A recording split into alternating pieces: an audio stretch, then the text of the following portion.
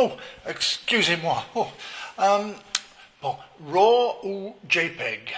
Oh, je sais, vous voulez tous avoir une chemise comme ça. Oui, soleil là, donc j'ai le sorti encore pour l'été.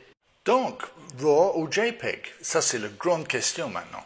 En fait, c'est deux façons que votre appareil va sauver une image. Je veux vous penser d'un bon morceau de viande, oh, très belle, de la bouchée, mais ça, c'est le RAW. Et quand ça sort d'un restaurant déjà cuit, ça, c'est le JPEG.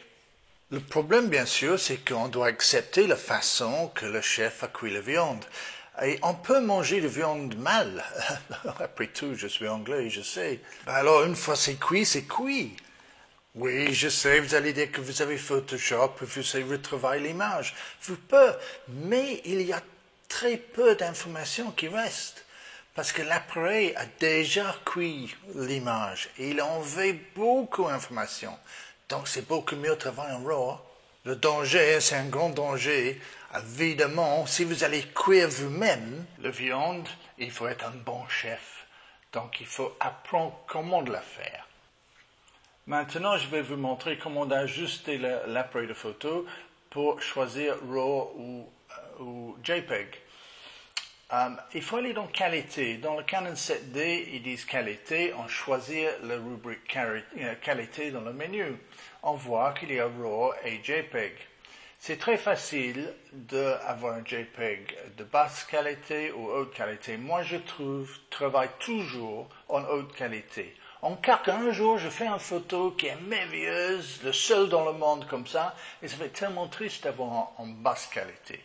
Donc, je travaille en RAW et JPEG, comme vous voyez ici. On peut aussi travailler uniquement en RAW ou uniquement en JPEG. Mais moi, je travaille toujours les deux. Ça, c'est la façon que c'est présenté sur mon Canon 7D. Sur les autres appareils, vous allez voir dans votre livre d'instructions que tout le monde doit lire exactement comment le faire pour votre appareil. Maintenant, on va voir comment c'est présenté sur l'écran ordinateur. Comme ça, on peut voir la différence entre le JPEG et le RAW image. On va voir ça. Ok, j'ouvre le dossier avec toutes les photos qu'on vient de faire. Et on voit toutes les images apparaître sur l'écran. Maintenant, vous allez voir qu'il y a le CR2 et le JPEG. Le CR2, évidemment, c'est le RAW image. Avec le même numéro juste en dessous, c'est le JPEG. Comme moi je fais, j'habituellement sépare le deux. Comme ça, j'ai tous les JPEG que je regarde vite, parce que le RAW, ça prend plus de temps à charger sur l'ordinateur. Et je choisis mes images après les JPEG. Je note les numéros et après ça, j'ouvre pour faire les retouches en Lightroom ou Photoshop ou un autre programme qui laisse faire. Je retouche mes RAW images. Entre guillemets, je sépare mes dossiers ou mes files entre JPEG et CR2 qui va être en Nikon représenté autrement. Peut-être le Nikon c'est NEF, je crois, et Pentax, je crois que c'est le PEF, mais je ne suis pas certain de le deux. Mais je sépare tout en train d'aller dans Action et choisir le type. Et ça sépare toutes les listes, même jusqu'à les movies que vous voyez là. Et à cause de ça, je peux très facilement sélectionner tous les JPEG dans un coup, ouvrir, double-clic, ouvrir et choisir les images que je préfère. Ok, mais est-ce que c'est vraiment une meilleure chose de travailler en RAW? Ici, je vais vous montrer deux très mauvaises images ou une très mauvaise image que je vais essayer de récupérer en RAW et aussi récupérer en JPEG. Et on va voir, les images sont assez mauvaises. Hein? Ok, voici l'image. Oui, c'est un peu foncé. J'ai fait une petite erreur.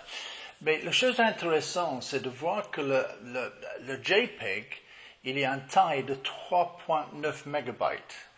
Bon, 3.9 mégabytes, en fait, c'est que la caméra a réduit l'image jusque-là et jeté tout le reste de l'information. Maintenant, on regarde le RAW, on regarde le RAW image, et le RAW image a beaucoup plus, comme vous voyez ici, 20,3 mégabytes. Donc, toute cette information qui était là quand on a fait les photos est toujours là. Et dans le cas de le JPEG, il n'est plus là. Donc, on a beaucoup plus de possibilités avec toute l'information.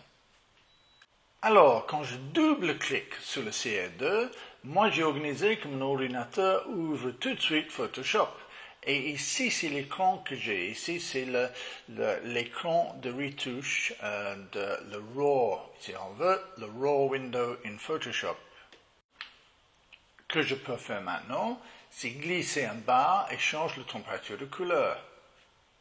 Et je change la lumière en train de faire ça plus clair. Et moi, je suis déjà étonné, comme on a presque sauvé l'image d'abord. Déjà, je peux aussi mettre du contraste et plein d'autres choses que je veux. Je peux changer l'image beaucoup. Bon, maintenant, je ne suis pas là pour... Cette vidéo n'est pas vous montrer comment utiliser Lightroom ou Photoshop. Donc ça, c'est pour notre cours. Celle-ci, c'est l'image JPEG. Il est évidemment exactement la même image que le RAW au début. On va mettre les deux côtés et comme ça on peut regarder. Sur le droit, évidemment, c'est notre propre cuisson. Celui-là qu'on a cuit nous-mêmes. Et à gauche, le JPEG qu'on va essayer de recuire. Oh, j'aime pas chauffer les nourritures, moi. Il y a évidemment beaucoup de façons pour le faire. Ici, je vais uniquement aller dans le brightness et exposure. En français, je suis désolé, je ne sais pas que c'est. Et on va essayer d'éclairer l'image. Éclairer, faire une image plus claire. Donc, ça devient plus clair, oui, ça devient plus clair. Donc, je vais accepter ça. Et maintenant, je vais voir si je peux changer de couleur. Et voilà, je vais ouvrir la balance de couleur. Je vais ajuster ça et on va voir où j'arrive. Pour le moment, c'est évidemment trop bleu. Donc, je vais ajuster du jaune. Et j'ajoute un peu de rouge aussi. Il y a un peu de vert dedans aussi. Maintenant, on commence à avoir un problème. Parce que d'avoir une bonne couleur, c'est très très difficile. Parce que l'information n'est plus là. Bon, je vais essayer de faire un peu plus clair. Oh, je crois assez de ça. Moi, je vais continuer pour ne pas perdre votre temps et on va voir où je peux arriver. Et après, je vais vous montrer, avec peut-être un quart d'heure de travail, si j'arrive proche. Oh. Well, voilà. Ça, c'est aussi proche que je peux arriver. On voit que le problème avec le JPEG, j'ai du vert sur les briques. Et les briques, en fait, c'est la couleur de la retouche de la RAW qui est à droite. Le vert sur les briques et le magenta sur la table, c'est évidemment les couleurs opposées. Donc, si j'enlève le vert, j'augmente le magenta et l'inverse. Avec le RAW, on voit qu'il n'y a pas de vert et magenta. Ils sont beaucoup plus équilibrés comme couleur et l'image, quand on pense qu'on avait au début, c'est quand même un miracle, je trouve. Je crois que maintenant, on va faire un agrandissement. On va faire un agrandissement de la JPEG d'abord pour voir. Et je vais agrandir ça à 100%. Et comme ça, on voit bien la qualité qui reste. Et maintenant, le RAW, on fait la même chose. Je vais aller à 100% avec le RAW. Bon, ben, je crois que c'est assez convaincant. Quand je regarde là et on voit les poils de le chat, bon, ni un ni l'autre, c'est une image nickel. Pas parfait. Ils sont tous les deux un peu de bruit, un peu de grain, mais on est éclairé tellement. Mais je crois que c'est une très bonne démonstration. Maintenant, si on essaie autre chose, une lumière très claire, une photo très très claire, beaucoup trop claire, on va commencer avec le RAW. Avec une image aussi claire que ça, je dois évidemment descendre l'exposition, et je descends beaucoup, jusqu'à j'ai une image qui est plus ou moins la bonne exposition. Mais évidemment, ça c'est bleu, donc je change la température de couleur ou la balance de couleur, la balance de blanc, je change ça ou j'ajoute le jaune. Et regarde ça, la vitesse que ça s'était fait. Et ça, c'est RAW. Ça, c'est la raison qu'il faut travailler en RAW. J'ai réussi de venir plus ou moins d'une belle image avec presque rien au début. Et le JPEG, bon, voilà, à côté de le RAW maintenant. RAW à droite, JPEG à gauche, évidemment. Maintenant, je suis sûr que vous avez tous essayé d'avoir du détail dans le blanc en train de retoucher un JPEG. Mais bon, voilà. Moi, j'arrive pas. C'est c'est quasi impossible parce que l'information n'est plus là. Si on a un robe dans un mariage, le robe est blanc et on veut voir tous les détails dedans, si c'est blanc, c'est blanc. L'information n'est plus là avec le JPEG. Maintenant, évidemment, le désavantage de le RAW, c'est d'abord qu'il faut un programme spécial, Photoshop, Lightroom ou un autre, pour faire le processing. Mais aussi, c'est un file beaucoup plus lourd, parce qu'il y a 6-7 fois plus d'informations dedans, qui est cachée, mais que nous, on peut sortir en train de faire un développement, si tu veux, dans RAW.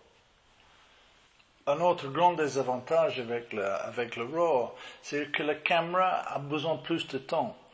Il prend plus de temps pour enregistrer l'image. Donc, si on veut faire les rafales de 12 images par seconde, parfois ça peut être un problème dépendant sur l'appareil concerné. Maintenant, n'oublie pas qu'il n'y a rien de mauvais avec JPEG.